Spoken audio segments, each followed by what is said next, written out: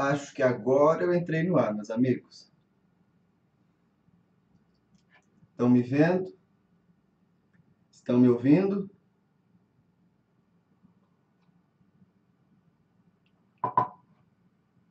Boa noite a todos vocês. Espero encontrá-los bem para mais um dia dos nossos estudos. Vejam vocês que eu voltei agora para o nosso lugar de sempre, né? Para o meu quarto de bagunças aqui em Juiz de Fora. Espero que todos estejam bem. Estava assobiando amigo é para essas coisas do...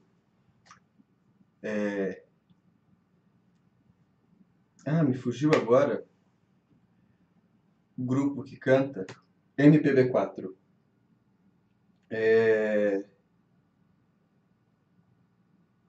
Bem, vamos lá. Semana passada foi um estudo mais exigente, né? Depois eu fiquei pensando... meu Deus, o pessoal vai acabar ficando cansado de quebrar a cabeça com essas reflexões.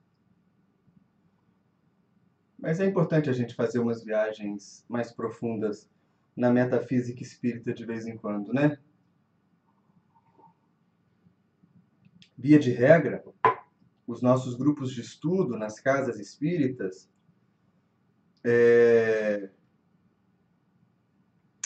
eles são grupos de leitura coletiva.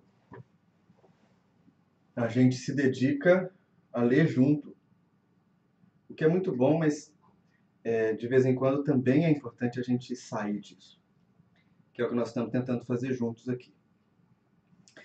Hoje a gente vai se dedicar ao capítulo 17 do livro. O capítulo se chama Os Fluidos, o Magnetismo. Tem tanta coisa para falar sobre os fluidos, tanta coisa para falar sobre o magnetismo.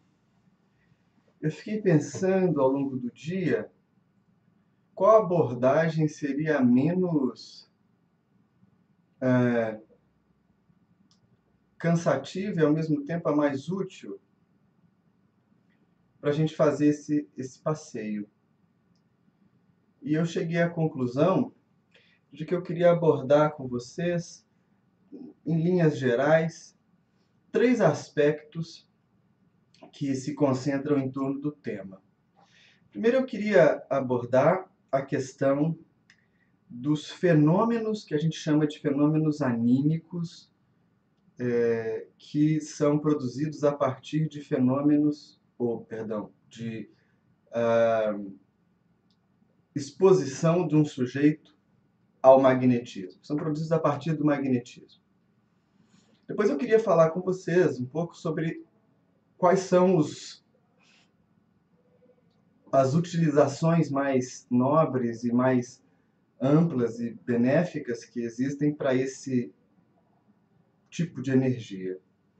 Agora, por fim, eu queria abordar, finalmente, fui repetitivo, como que essa realidade vibratória ela se manifesta na nossa vida e no nosso contato interpessoal. Os 2 primeiros tópicos o Denis aborda, então eu vou estar fixado no Denis. O último tópico eu vou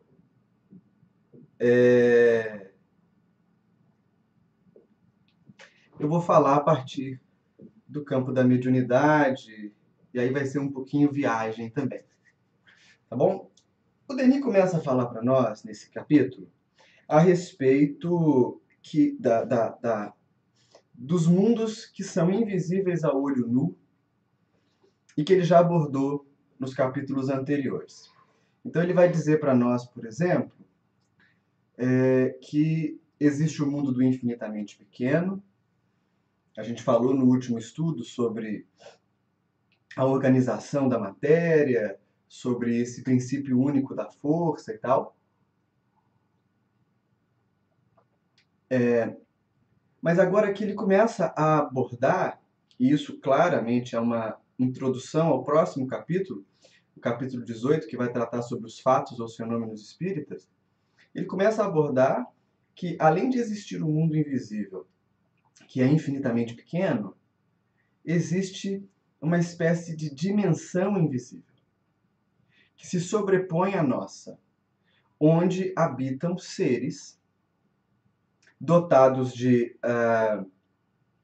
maior lucidez e, portanto, mais força, mais capacidade criativa, mais potência do que nós aqui na Terra, que estamos embotados pela matéria.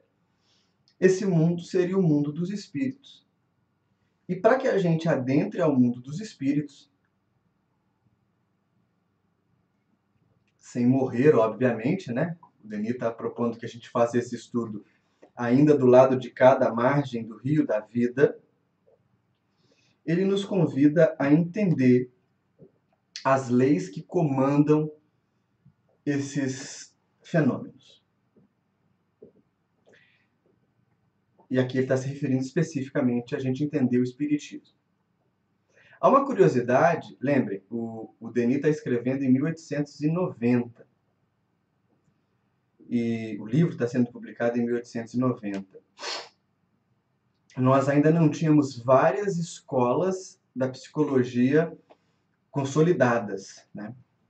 E o Freud, no campo da psicanálise, estava começando a elaborar a sua primeira tópica, sua primeira leitura do aparelho psíquico.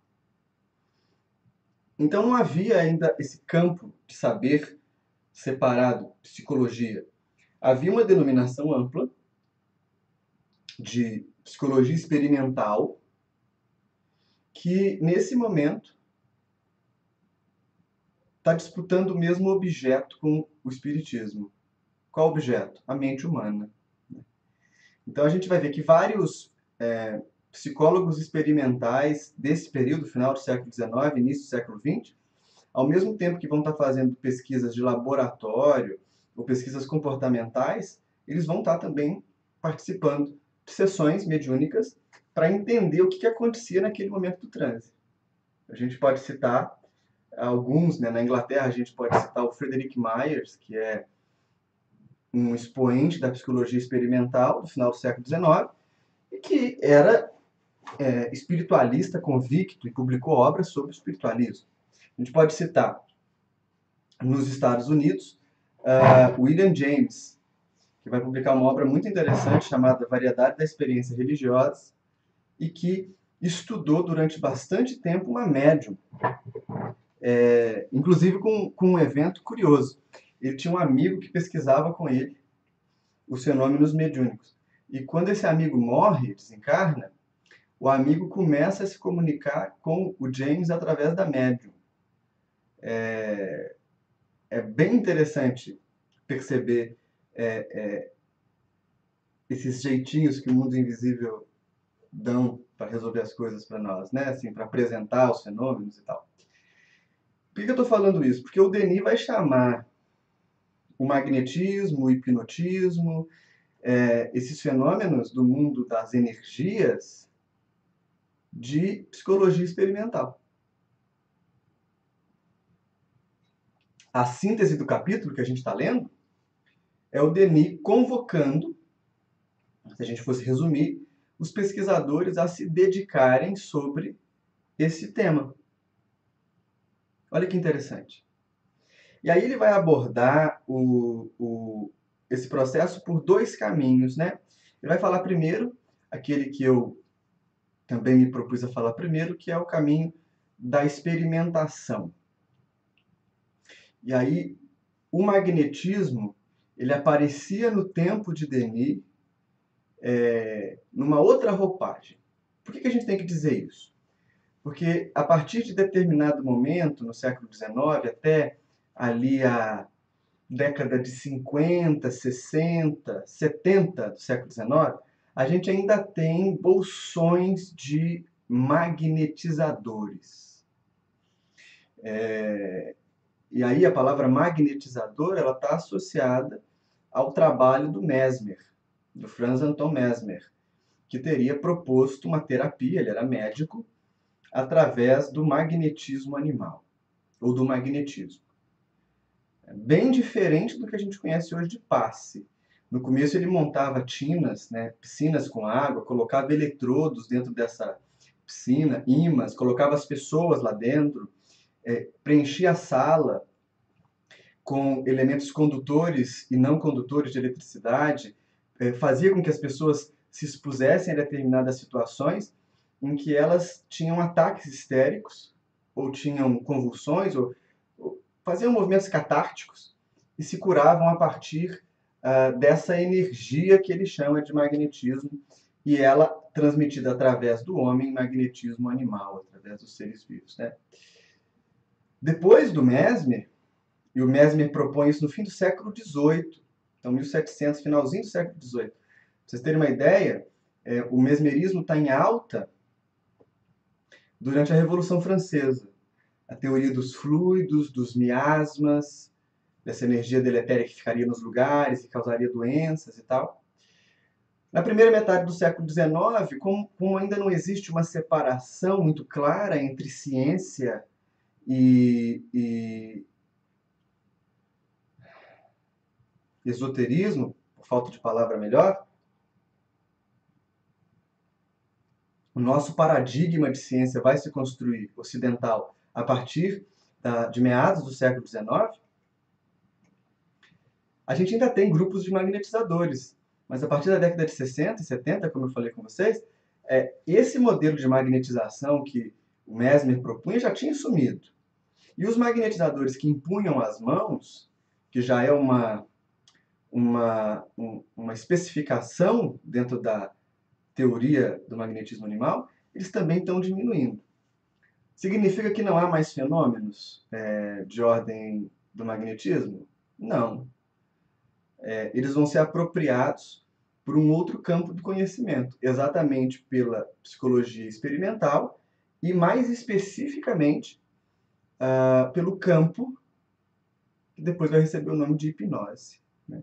Então, o magnetismo ele vai entrar no século XX pela porta da hipnose.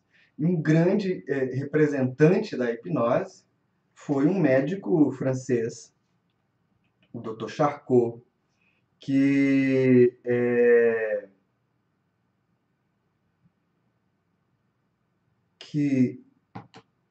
tratava de transtornos mentais a partir da hipnose.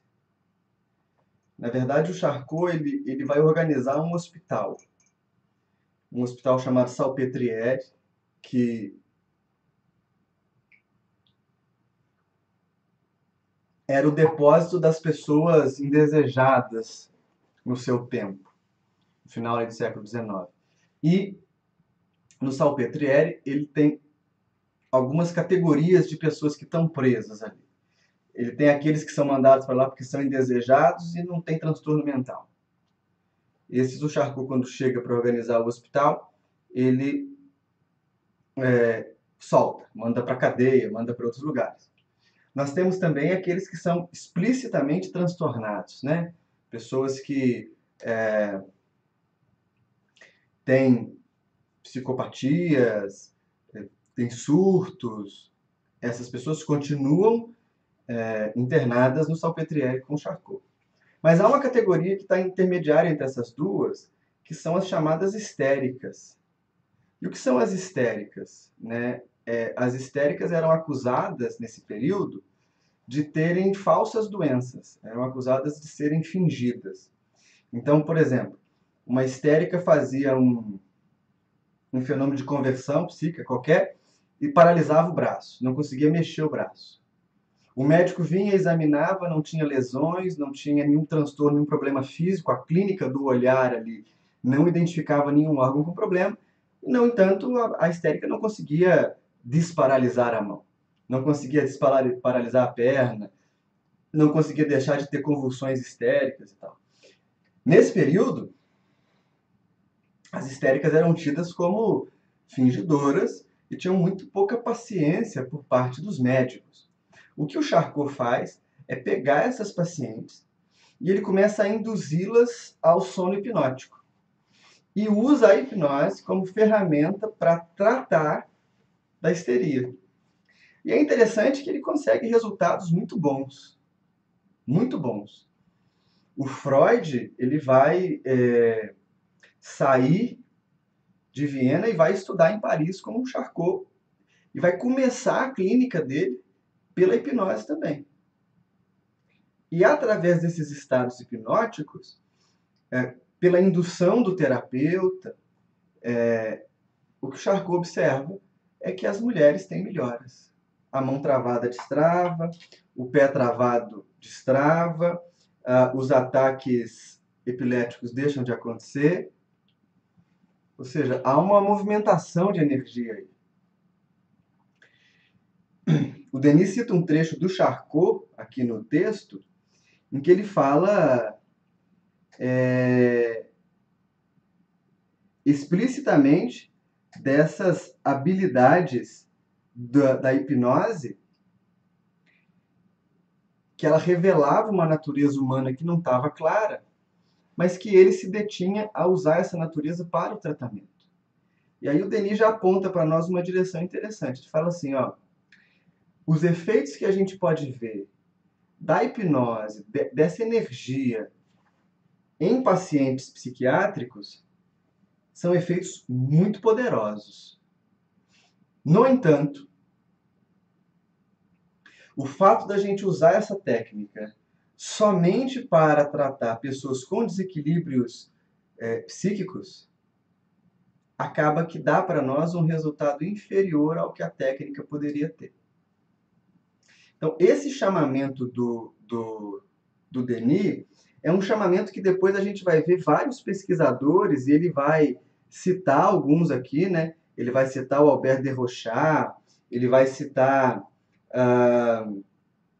Deleuze, Barão de Pissarro, o Dupotet, todos esses são pesquisadores que vão pegar o magnetismo, vão pegar a hipnose, vão aprender a técnica, e ao invés de usar para tratar doentes, eles vão usar essa técnica em pessoas normais, pessoas que não têm um transtorno.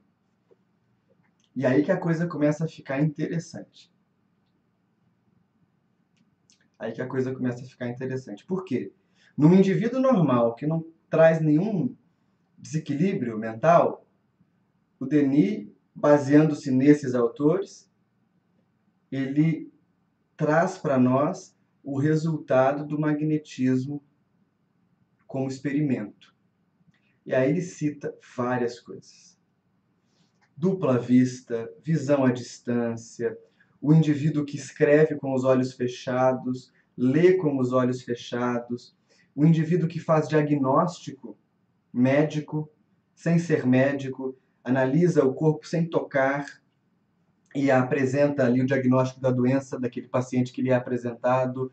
Há experimentos de um indivíduo sendo magnetizado numa sala e noutra sala, no fim do casarão, há uma página, um livro, um texto aberto e o sujeito sentado aqui, ele diz o que está escrito lá, através da técnica da magnetização, começa a despontar, então, aos olhos desses pesquisadores, certas habilidades humanas que são embotadas, ou seja, são diminuídas pela matéria densa.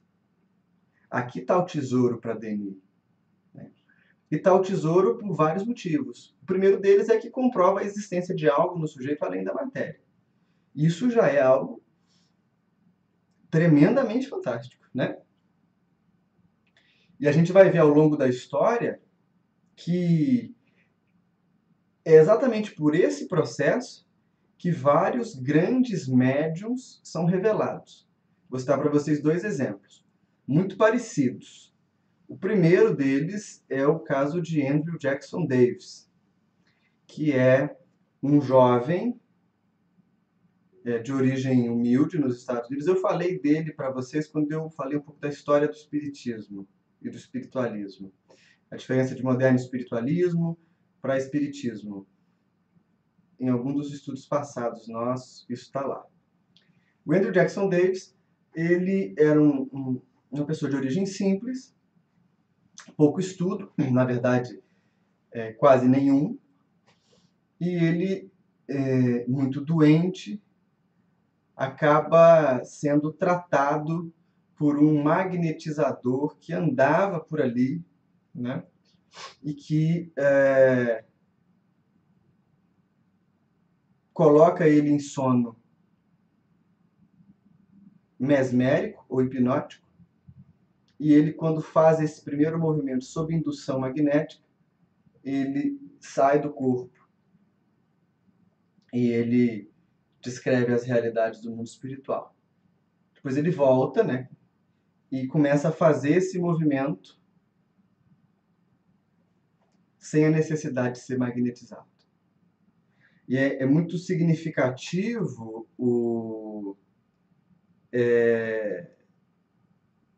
é muito significativo esse evento. Por quê? Porque ele começa a produzir livros, né? Ele começa a tratar de assuntos que ele não tinha domínio. E que ele, inclusive, não tinha domínio teórico, não tinha estudado sobre isso.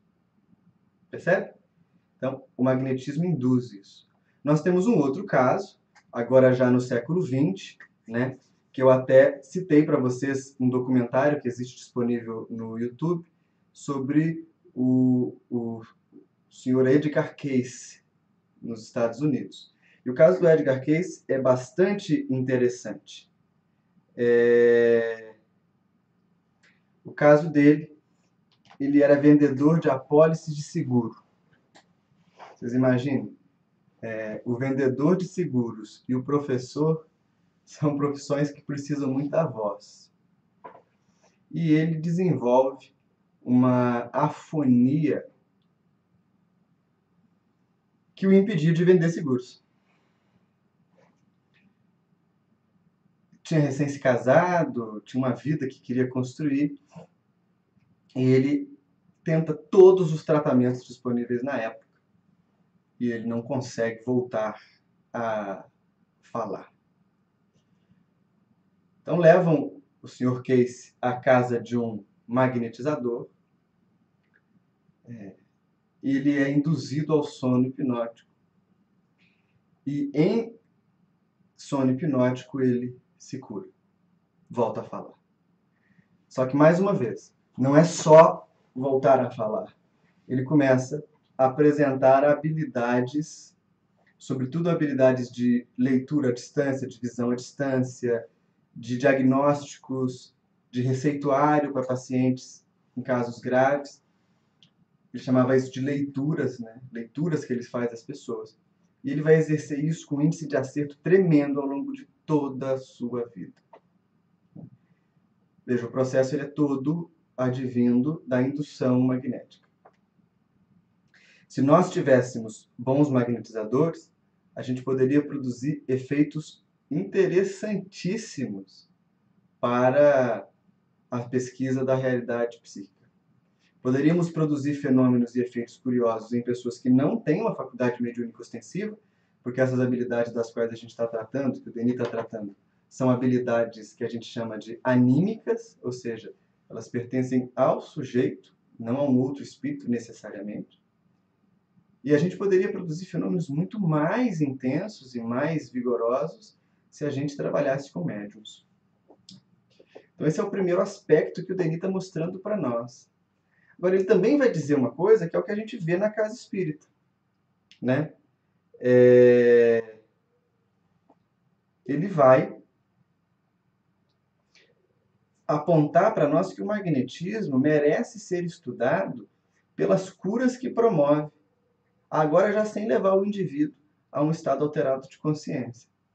É bem parecido, ou melhor, é bem parecido, é exatamente o que a gente vê com as sessões e as terapias através do passe na casa espírita, né? As casas espíritas oferecem esse recurso e nós temos inúmeros casos de pessoas que vão até a casa espírita, que recebem o passe e acabam se curando de problemas de saúde graves que não tinham solução, né? Ou que pelo menos não estavam encontrando solução mesmo com o tratamento convencional. Kardec vai dizer para nós que o magnetismo, a cura através do magnetismo, é como se operasse uma substituição molécula a molécula no perispírito, molécula doente por molécula sadia. E isso acaba gerando a cura, uma cura que a gente chama de dentro para fora. Então, o que Denis está tentando fazer nesse texto, e a gente precisa ter sempre em mente que o Denis está escrevendo um texto de encomenda. O Depois da Morte é um texto encomendado. Ele é pedido para Denis como uma introdução ao Espiritismo, ou uma síntese do Espiritismo. Então ele está fazendo muito bem o papel do propagandista, do difusor, na medida em que ele está chamando a atenção das pessoas que leem para fenômenos reais e que estão acontecendo. Então, a gente observar que existe uma certa energia na gente, que essa energia pode ser posta em movimento pela vontade, e que ao fazer isso é possível ao indivíduo colher frutos desse movimento energético, na verdade, empoderar o sujeito com habilidades e características que ele costuma ignorar, né? É muito interessante pensar em algumas coisas que a gente vê. Pensem comigo. Às vezes você está passando mal, você está para baixo, você está triste, e aí você se encontra com alguém que você ama. E essa pessoa tem o condão de te curar. Isso acontece muito com o filho em relação à mãe. O filho está lá doente, com febre, e aí ele toma o remédio demora para fazer efeito, não está liberando ele daquela dor. Aí quando a mãe senta do lado, faz um cafuné, o remédio faz efeito imediatamente. É o remédio que fez efeito? Não. Não só. É a presença da mãe. E a presença da mãe interfere no filho a partir desses laços invisíveis, que o Denis está chamando de magnetismo, de fluidos. Quem teve professores que marcaram na sua vida, ou que tiveram a condição de deixar um exemplo para vocês, que confortava o coração de vocês, vai lembrar disso. Às vezes o professor era um professor comum, um professor assim apagado, que não tinha nenhuma grande habilidade que merecesse destaque, mas ele tinha ali um condão de quando começava a ensinar, roubar a atenção das pessoas, fazer com que as pessoas prestassem atenção nele, e mesmo assim conseguir ocupar um espaço de afeto no coração da gente. Exatamente o mesmo caminho. A gente pode citar ainda um outro exemplo, que eu acho que é um exemplo bom e importante, que é o exemplo das grandes figuras carismáticas. Não sei se vocês já tiveram a oportunidade, mas vocês podem pegar na internet mesmo, buscar alguns discursos do Hitler, ele falando com legendas, né, em português, para você entender o que ele está falando. Você pode pegar o livro famoso que elevou o Hitler ao poder, que é o Mein Kampf, A Minha Luta. E você observa que o conteúdo da fala dele é um conteúdo muito mediano. Você observa que o livro Mein Kampf tem trechos que são ininteligíveis. Não porque demonstram uma grande sabedoria, mas porque são mal escritos, truncados, né? Agora, é impressionante você ver as filmagens e notar como aquele homem controlava as massas a partir de um carisma pessoal, de um magnetismo pessoal. Isso também é estudo de magnetismo e a gente também precisa pensar nisso, que é o que me traz agora para o nosso terceiro aspecto do tema que eu queria abordar, que é a presença dessa força magnética na nossa vida comum, que é o que chama muito a nossa atenção. Vejam só, o que é o espírito, senão uma fonte ininterrupta, inesgotável, que irradia ao redor de si a sua própria presença. Isso é o espírito. A gente pode usar uma definição muito técnica de Kardec, dizendo que o espírito é o princípio inteligente da criação, ótimo, funciona também. Mas a gente tem que pensar agora no espírito de uma maneira um pouco mais ontológica, ou seja, um pouco mais fundamental. O espírito basicamente é o quê? É um foco que irradia em torno de si a sua presença. Esse foco, ele vai ter um potencial de irradiação, ou seja, ele vai conseguir expandir a sua presença no ambiente mais ou menos de acordo com alguns aspectos da sua condição. Se ele está mais materializado, portanto mais iludido, se ele está menos materializado, portanto mais consciente da realidade espiritual como um todo, se ele está encarnado, né? Se ele está no mundo material, se ele está desencarnado, tudo isso vai servir para equalizar essas operações de irradiação do espírito. Então, por mais que você veja uma pessoa quietinha, jururu, que está sentado num cantinho assim, e que não está demonstrando muita abertura ou muita ação, aquele indivíduo está irradiando em torno de si. Se é uma pessoa que está irradiando coisa boa, ela gera na gente uma sensação de leveza, de serenidade, uma vontade de estar perto, uma vontade de conversar. E aí, vocês vão se lembrar de momentos na rotina de vocês em que às vezes você sai do trabalho cansado, com a cabeça cheia e tal, e você encontra alguém na rua.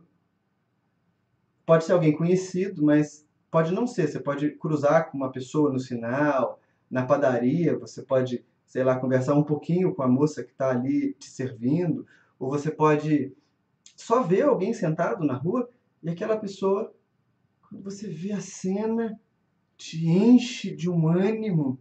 Você fala, nossa, que coisa boa, né? A gente até brinca, quando está um pouquinho triste, abraça um amigo e fala assim, deixa eu roubar um pouquinho de coisa boa. É disso que ele está falando. Da mesma maneira, a gente pode encontrar com pessoas que, ao invés de nos alimentar vibratoriamente, nos esvaziam vibratoriamente. Tem gente que, quando você cruza com ela na rua, ou você conversa um pouquinho, parece que colaram um bicho preguiça nas suas costas, você fica cansado, enfastiado da vida, pesado. Isso é um movimento de compensação vibratória, portanto magnética, que a gente vai desenvolvendo ao longo da vida.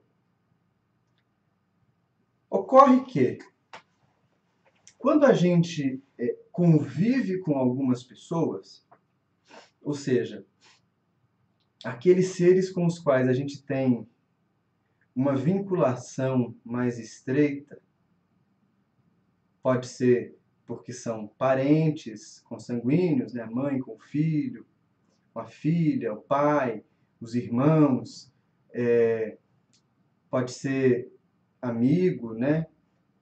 Namorado, um amor que você tem. Mas o fato é que quando você convive com pessoas, e aí assim, eu vou falar mais, depois eu respondo as perguntas de vocês aqui. Podem ir colocando as perguntas que eu volto no fim do estudo e respondo, só para eu não perder. Quando você convive muito com a pessoa, ou com um grupo de pessoas, as nossas irradiações, as nossas produções de presença, elas se imbricam. E a gente começa a se tornar vinculado, em alguns casos, dependente de determinadas energias. Vocês já ouviram a expressão que o amor liberta e o ódio prende? Por que isso? Porque a vibração amorosa, ela é uma vibração de amar, de tocar, mas de sempre deixar ir, né? Porque o amor não depende dessa posse. A vibração de ódio que é o sujeito perto para você poder mostrar para ele quem que manda. Quando a gente convive muito com alguém e essa pessoa vai embora, isso acontece bastante com términos de relacionamento. Há uma sensação de que dá um buraco. Já sentiram isso? Uma sensação de que tem um buraco dentro de você. É porque, embora não seja um buraco, né, assim, geometricamente falando, há uma falta. Uma energia estava ali e ela se afasta. Aquele espaço que estava ocupado pela vibração do outro, ele precisa ser ocupado com alguma coisa. Se nós fôssemos espíritos superiores, o que aconteceria? A gente veria as pessoas que estão ligadas a nós partir e ocuparíamos aquele espaço com a prática da virtude. A gente até consegue fazer isso, mas precisa de um pouco de prática, de treino, de dedicação. Normalmente, quando a gente sente aquela vibração que está próxima se afastar, a gente sente medo, a gente sente infelicidade, a gente sente um vazio, a gente sente solidão, a gente sente um montão de coisas que demonstram um pouco da nossa insegurança diante dessa realidade que são as permutas vibratórias à nossa volta. A grande meta da nossa prática espiritual é a capacidade da gente desenvolver um amor que existe em liberdade. Como marco civilizatório, a gente ainda tem um montão de regrinhas por amor, né? A gente tem um monte de regrinhas que são culturais para o amor, que são acordos públicos. Essas leis, elas só existem porque elas são mundanas. Elas não existem no campo íntimo do espírito. No campo íntimo do espírito, a gente, em tese, deve amar a todos os seres da mesma maneira. A gente deve não, a gente vai fazer isso algum dia.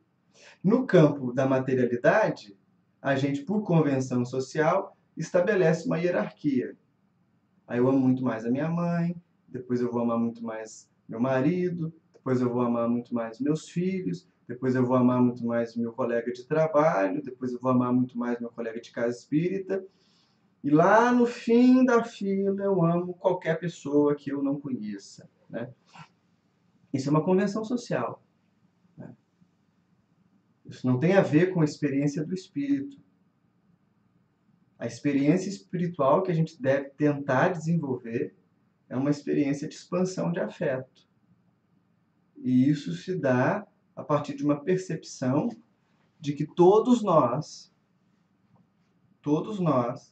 vivemos aqui na Terra, seja em qualquer expressão, um rascunho muito distante desse sentimento de fusão dos seres que é o amor. Como diz Lázaro lá na Lei de Amor no Evangelho segundo o Espiritismo. Então a gente vai se ajeitando para lidar com essas compensações vibratórias. A gente vai se ajeitando para lidar com essa falta que algumas pessoas trazem para nós, com esse excesso que algumas pessoas impõem na gente, né? A gente fica afobado. E a gente precisa saber lidar com isso. E como que a gente lida com isso? A gente precisa começar a pensar que nós estamos produzindo constantemente uma frequência vibratória ou magnética. Semelhante atrai semelhante. Essa é a lei da vida espiritual. Se você está cercado de pessoas que praticam condutas que são perniciosas, primeira coisa, você não está ali por um acaso. Você está ali porque, de alguma forma, partilha daquele universo vibratório. Segunda coisa, ou você muda o padrão e não se encaixa mais, ou você vai se tornar mais um. Né? Às vezes não dá para mudar. E você vai precisar tomar uma outra decisão, se afastar um pouco. Não sei o que fazer. Né? Há uma série de possibilidades nesse campo. Mas o fato é que a gente precisa começar a perceber que se todos produzem ao mesmo tempo algo, se todos estão criando vibratoriamente ao seu redor, magneticamente ao seu redor o tempo todo, é importante que a gente tente fazer isso com responsabilidade. E aqui eu não estou tentando dar um discurso de autoajuda ou de qualquer tipo de coach quântico, não. Não é isso. Não estou tentando dizer para vocês que vocês têm que ter só pensamento positivo. Isso não é real. Não é real no mundo que a gente está. O que eu estou tentando dizer é que é importante a gente reconhecer o que a gente produz, reconhecer o que a gente projeta de nós e reconhecer como que isso afeta a realidade. Porque aí você vai saber assim, poxa vida, eu estou muito triste. A tristeza em si é um mal? Não, ela é um sentimento. Mas o uso que eu vou dar para a tristeza vai ser mediado pelo entendimento do que ela pode causar. Entende? Se eu sei que eu estou triste e que eu tenho uma tendência de me tornar melancólico, deitar numa cama e querer desistir de tudo, uma vez que eu perceba isso, se eu não tiver num quadro clínico avançado, né? Vejam, é muito importante a gente considerar o tratamento médico para casos graves de depressão, de melancolia, né? E de outros transtornos mentais. Mas existe uma parte desse sentimento de insatisfação que a gente cria que não é patológico, é simplesmente um indicativo do mundo que a gente vive, que tem adoecido cada vez mais, e da nossa condição humana. Então, se eu estou vivendo essa condição e eu penso, eu vou desistir de tudo, eu não quero saber de tentar de novo, ao invés de eu fazer alguma coisa para, sei lá, tentar me distrair e perder esse foco, eu acabo me afundando ainda mais. Então, perceber esse universo de vibrações à nossa volta é algo muito positivo. Nem que seja só para a gente identificar aquelas vibrações que nos causam bem-estar. Porque as vibrações de amor que a gente sente, elas são raras. Né? São raras, raras vezes a gente encontra alguém que nos projeta uma vibração genuína de amor, ou com a qual a gente consegue ter esse espelhamento de afetividade. E a gente tem que estar sempre perto dessas pessoas. Porque o amor alimenta, o amor cura, o amor liberta, o amor conforta. Então, nem que seja para a gente valorizar essas presenças, é importante a gente saber da realidade desse universo de criações mentais que nós constantemente projetamos ao nosso redor, né? Vamos ver as perguntas de vocês? A Luciana Freire me pergunta: Vinícius, o magnetismo difere do passe espírita quando há no primeiro só o fluido da pessoa e no segundo, além do pessoal, o fluido dos espíritos? Nunca tem como você dizer que num passe magnético você tem só o fluido do encarnado. Não dá para dizer isso. Pensa bem assim, ó, vou te dar uma situação bem simples. Vou dividir com vocês uma explicação bem simples. Suponhamos o caso que eu citei há pouco do Edgar Cayce, que ele vai até o magnetizador, que é um sujeito que provavelmente cobrava por isso, porque o tratamento magnetizador... Nossa, falei bem feio agora, né? Perdoe o cansaço. O tratamento magnético, ele em alguns lugares é pago, né? As pessoas ganhavam dinheiro com isso. Então, mas suponhamos que o Edgar Cayce vá, se deite lá no divã onde ele era magnetizado e o terapeuta comece a técnica de imposição de mãos e tal. Minimamente, amigos, o espírito protetor, anjo de guarda do Cayce vai ajudar nesse processo, né? Então não dá para dizer que é um fenômeno 100% humano. Não temos como afirmar. Em última análise, pelo menos o anjo de guarda de quem está recebendo o tratamento vai interferir positivamente. O que dá para falar, até porque as técnicas são semelhantes, tanto a do passe quanto a do magnetismo em vários aspectos, há pontos de divergência, mas há muitos pontos de contato. O que dá para a gente dizer é que, na perspectiva do passe espírita, que é meio que uma corruptela do magnetismo, a gente tem conscientemente a presença dos espíritos mais clara. Só. Né? Diz lá a questão do livro dos espíritos, que influem os espíritos em vossas vidas mais do que imagineis ou imaginais. De ordinário são eles que vos dirigem. Né? Há espíritos o tempo todo à nossa volta, que se aproximam de nós por afinidade. Então, não dá para usar esse critério, sabe, Luciana? Embora a gente ouça isso em palestra várias vezes. Se a gente pensar um pouquinho no ato, na coisa, não dá muito para a gente diferir assim. Essa coisa do abraço, ele é realmente muito pessoal, né? Mas quem você gostar de abraçar, Zenilda, você abraça bastante, que isso faz bem. Agora, o Leandro pergunta aqui, uma pessoa em transe hipnótico está sob efeito de magnetismo do hipnotizador? Ótima pergunta sua, Leandro. Ela entra em transe a partir desse magnetismo. Aí nós temos dois casos.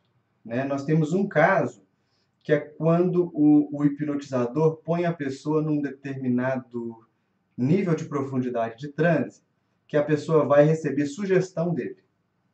Aí tem algumas experiências muito legais, inclusive com Charcot, por exemplo. Põe a pessoa em transe, dá uma ordem para ela.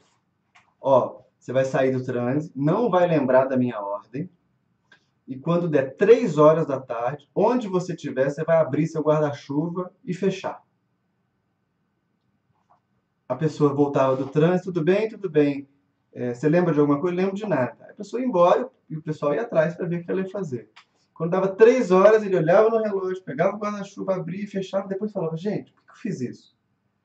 Nesse caso, ele está sob indução do hipnotizador. Que é esses casos que a gente vê na TV, quando tem show de hipnose, que põe a pessoa a dormir, e a pessoa não lembra, a pessoa come cebola. Né? Essa é a parte mais superficial da hipnose.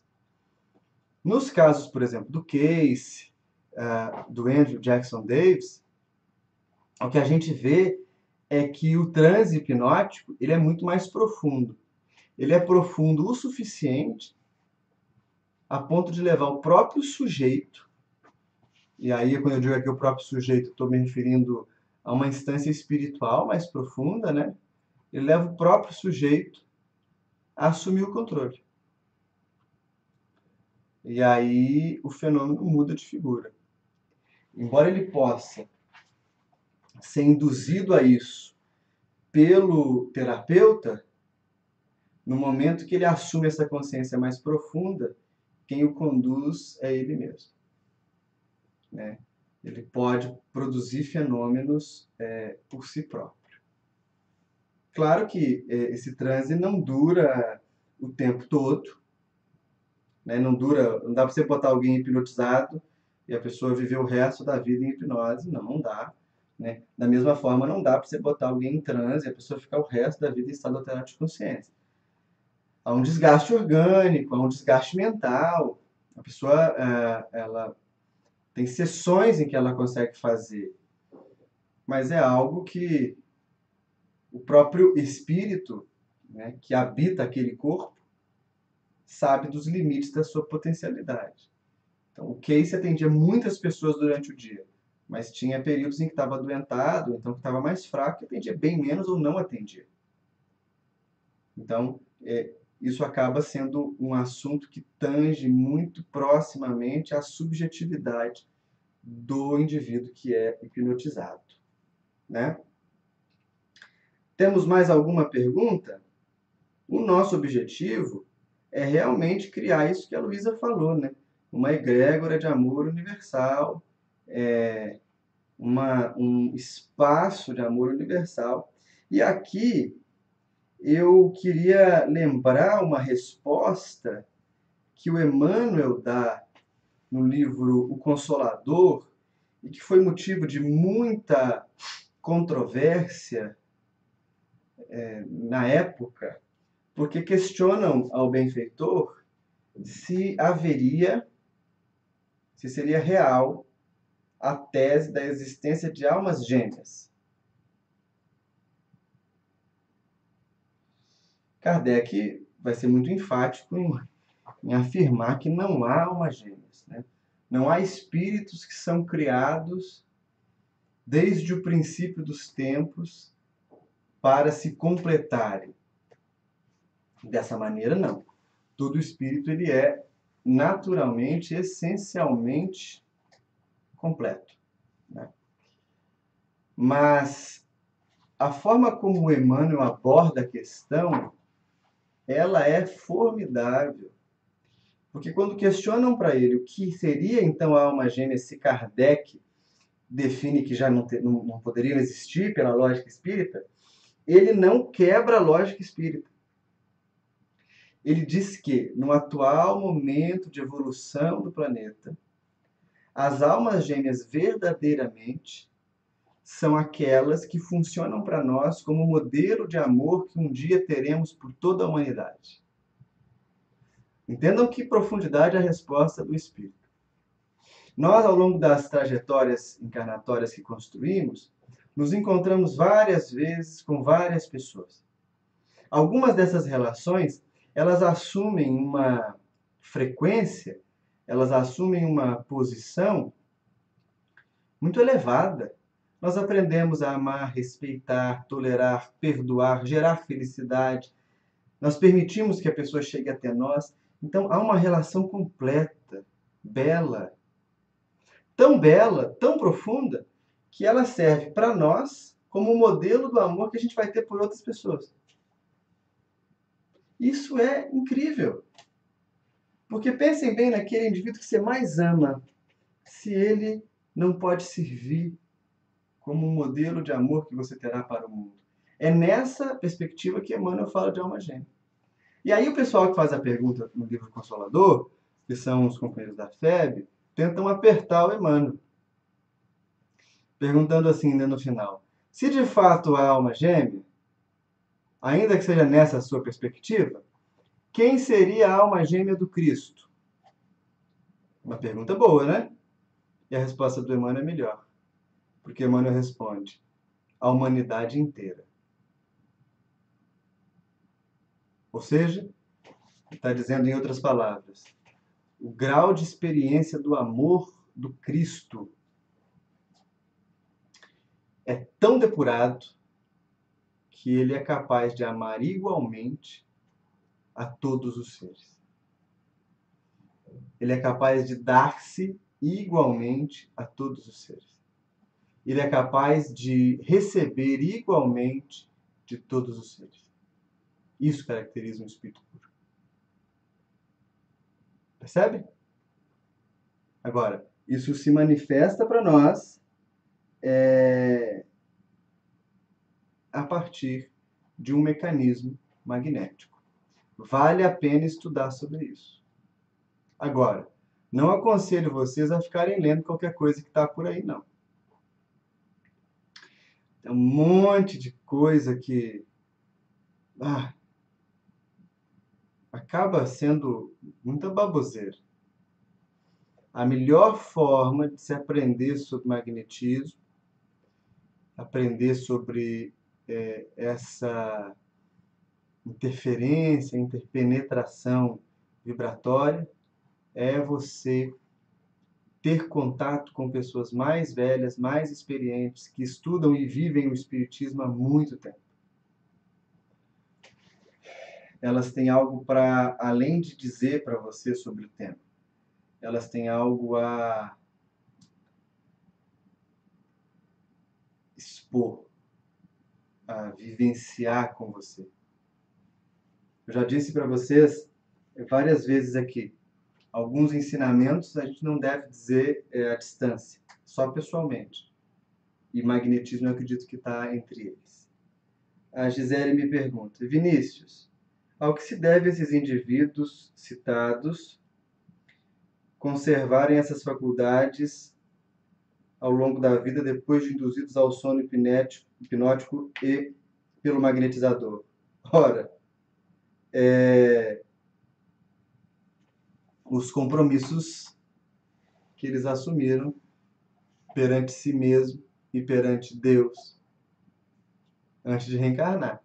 O sono magnético é um subterfúgio para levá-los a acessar esse estado. Então, eles já têm esse compromisso. O transe só traz para fora aquilo que já é uma realidade dentro do espírito. Aí ele vai trabalhar com aquilo. Né? É bem assim que acontece. Tá bom? Acho que a gente pode ficar por aqui hoje, né? Na semana que vem, a gente vai entrar no capítulo 18, que são os fenômenos espíritas. É um capítulo bem petititinho. Eu vou tentar enriquecer ele com outros temas. Eu tenho estado em umas semanas difíceis, com dificuldade de encontrar tempo para eu sistematizar melhor os estudos, voltar com aquelas listas de sugestões de títulos, mas eu prometo que eu vou me esforçar para voltar com isso o quanto antes, né? Eu gosto muito de vocês, como dizia um amigo, eu amo vocês, mas eu sou um péssimo amante. Então, eu preciso conseguir mais tempo para fazer essas coisas. Eu acho que a gente pode ficar por aqui. Queria pedir a vocês que se dediquem um pouco aos nossos estudos mesmo, né? Reflitam, se tiverem dúvidas, mandem e-mail. Eu tenho viajado pelo Brasil fazendo palestras e vez ou outra eu encontro alguém que participa do nosso estudo aqui ou que assiste o nosso estudo depois pelo YouTube, né? Fica gravado. Eu queria pedir para vocês que se nós nos encontrarmos pessoalmente em algum local, venham conversar comigo, se apresentem para mim, para eu saber que vocês estão estudando lá com a gente, para eu gravar o rostinho seu na minha cabeça, de alguma forma. Essas redes são importantes. Queria convidar vocês a curtirem o canal da Sociedade Espírita Primavera. Tá aqui, eu acho, ó, meu dedo está em cima, né? No YouTube. Lá tem outras palestras nossas, tem palestras de outros companheiros bem bacanas. E é um canal que a gente tem de contato, né, para as atividades espíritas. A casa tem se esforçado bastante para botar material e botar as coisinhas lá em ordem. Queria pedir também, já que a gente está falando de magnetismo, que vocês me guardem nas suas orações. Que nós possamos orar uns pelos outros, porque é exatamente a partir dessa oração, né, que a gente encontra mais ânimo e mais força para prosseguir. Então, como diz Tiago, né, lá na sua epístola, orai uns pelos outros para que sareis. Que a gente possa trocar essas vibrações de afeto, que a gente possa construir essa teia de boas energias entre nós. Tá bom? Espero que tenham uma boa noite, espero que durmam bem e que a gente se encontre em breve. Tá bom? Um abraço apertado, amigos. Deus abençoe vocês.